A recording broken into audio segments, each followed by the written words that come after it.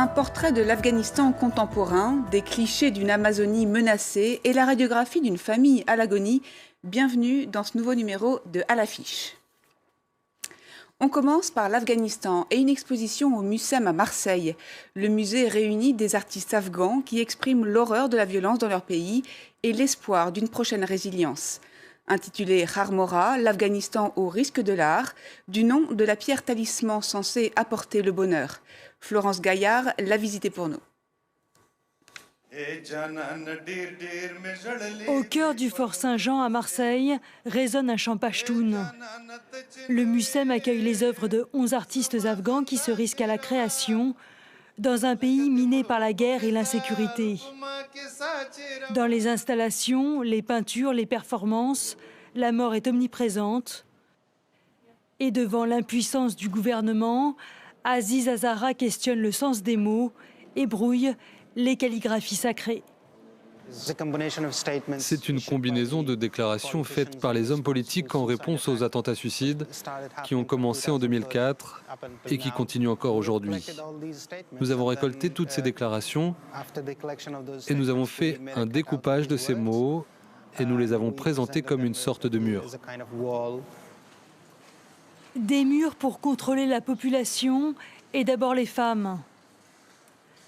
Lors d'une performance à Kaboul en 2015, Kubra Rademi a défié l'ordre masculin avec cette armure. Les menaces qui l'ont suivi l'ont forcée à quitter le pays. Depuis la chute des talibans en 2001, elles ont pourtant retrouvé le droit d'étudier et de travailler.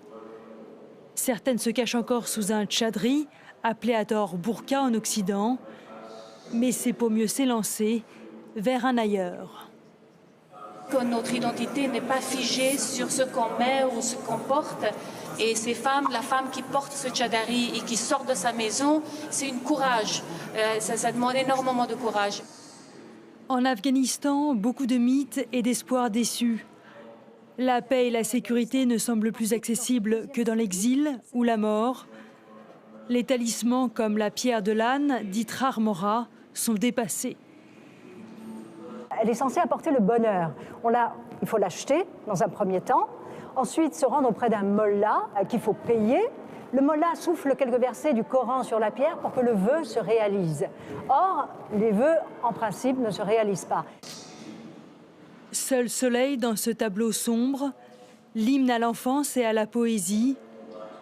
Les garçons du fleuve sourient à l'objectif de Morteza Herati et peut-être aussi à l'avenir de leur pays.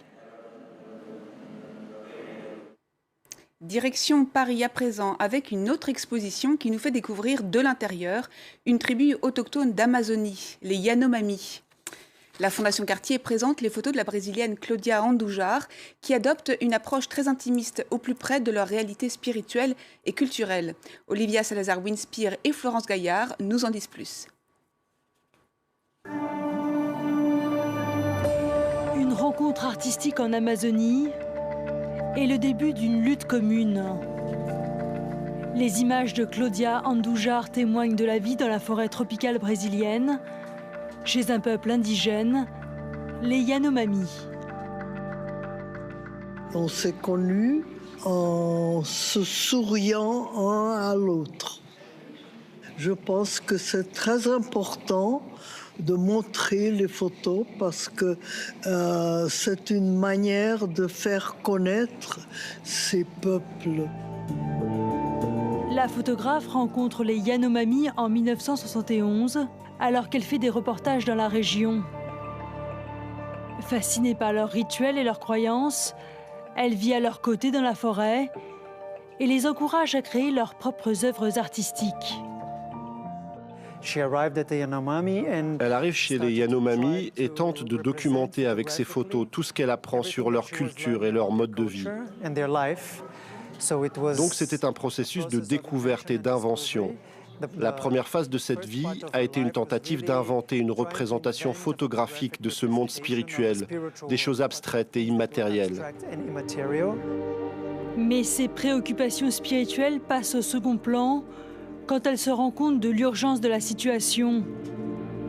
Elle s'engage bientôt pour défendre les droits du peuple indigène jusqu'aux Nations Unies. À ses côtés, son ami Davi Kopenawa Yanomami. Aujourd'hui, il s'alarme de la politique du président Bolsonaro, qui n'en finit pas d'exploiter les terres amazoniennes. Polluer la rivière, introduire de l'exploitation minière, faire entrer l'agro-industrie dans la forêt, tout ça c'est pour ses intérêts commerciaux. Ce qu'il veut vendre, c'est notre peuple, la richesse de la terre Yanomami. Le rôle du gouvernement, du ministère de la Justice et de la police, c'est plutôt d'éliminer l'orpaillage, de faire sortir ces pratiques illégales qui ravagent notre territoire indigène.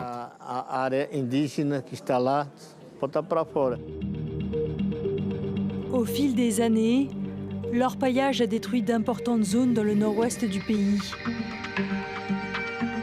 Première victime, cette population silencieuse qui vit en marge de la société brésilienne. Aujourd'hui, nous, les Brésiliens, ne connaissons pas grand-chose des populations indigènes qui vivaient au Brésil avant notre arrivée. Ils sont complètement invisibles dans notre société. Avec ce nouveau gouvernement, cette invisibilité pose un gros problème, car il y a un discours très raciste, très violent, qui menace le mode de vie des indigènes. Cette exposition à la Fondation Cartier est l'une des rares collaborations entre une artiste européenne et une communauté indigène.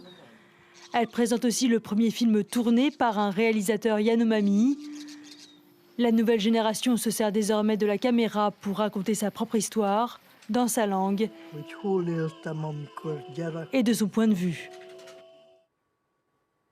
On reste à Paris pour un spectacle au Théâtre de la Colline. Héritier raconte l'histoire d'une famille bourgeoise et contemporaine en plein effondrement, mise en scène par Nasser Djemaï.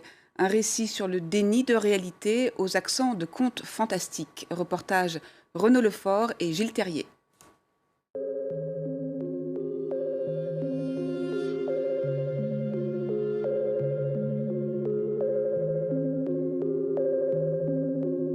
Dans l'intimité d'une grande maison bourgeoise, une famille, comme toutes les autres, vit et se dispute. Comment tu vas le faire? Mais parce que je fais déjà pas assez de choses ici. Qu'est-ce que tu me caches gros? Un univers très détaillé dès le départ, justement, avec des lettres, avec des livres, tout ce qu'il faut. Et puis, évidemment, l'intérêt de tout ça, c'est que plus c'est détaillé, plus ensuite on va s'amuser à déconstruire. L'auteur et le metteur en scène de cette déconstruction, c'est Nasser Djemaï. Pour cet ancien comédien formé en Grande-Bretagne, cette maison de poupées à l'agonie est un symbole. Il y a un côté Ibsen, il y a un côté... c'est une espèce d'île déserte, comme ça, coupée du monde. C'est aussi, j'allais dire, une allégorie de notre société. C'est aussi la vieille Europe. Le symbole de cette maison, c'est aussi l'effondrement aussi de notre système capitaliste. J'aime regarder cela. Sur scène, une mère mourante et résignée. Chaque printemps me pousse vers l'automne. Le temps des cerises est bien loin. Je vais pas passer par 4 chemins. Une tante fauchée. Les temps sont difficiles pour tout le monde. Ma retraite ne me suffit plus. Les charges augmentent sans cesse. Julie, exaspérée par son frère, qui voit la vie comme un tournage de film. Arrêt sur image, il m'a vu et il m'a dit « Jimmy, c'est toi ». Si Jimmy s'enferme dans la fiction, c'est pas un hasard. Il se raconte des histoires justement pour essayer d'échapper au quotidien, à l'injonction de sa famille, à l'injonction de la réussite sociale. Et il joue toujours avec ce tourner, couper, action. Et pour lui, c'est vraiment cet aller-retour entre la vérité et le mensonge, le rêve, la réalité, la vie, la mort. Et toute la pièce est construite comme ça. À aucun moment, on ne s'installe dans un registre. Ça fait combien de temps que tu lui prends de l'argent, Mireille? Everything is under control. Je veux que notre vie soit légère, pétillante, comme la bulle de champagne. On est porté dans quelque chose et on est un peu bousculé ensuite. Et on rêve aussi beaucoup, je trouve, et c'est ça qui m'a plu. C'est pas très optimiste. Très bien joué, hein. Très très bien joué. La vie des familles. Et j'espère que toutes les familles sont pas comme ça, parce que sinon... Pendant près de 2 heures, ces héritiers se débattent dans les eaux profondes du déni. Mais Nasser Djemaï offre paradoxalement une porte de sortie.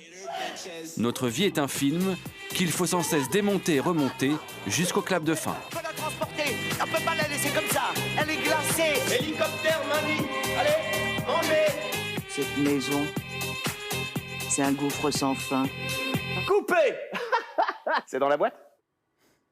Et pour terminer, des images qui nous viennent du musée de Baltimore. À l'occasion du 100e anniversaire du droit de vote des femmes aux États-Unis, il a décidé d'honorer les femmes toute l'année. Le musée s'est aussi engagé à n'acheter que des œuvres réalisées par des artistes femmes. Merci à tous de nous avoir suivis. Plus d'informations sur france24.com et sur nos réseaux sociaux. À très bientôt.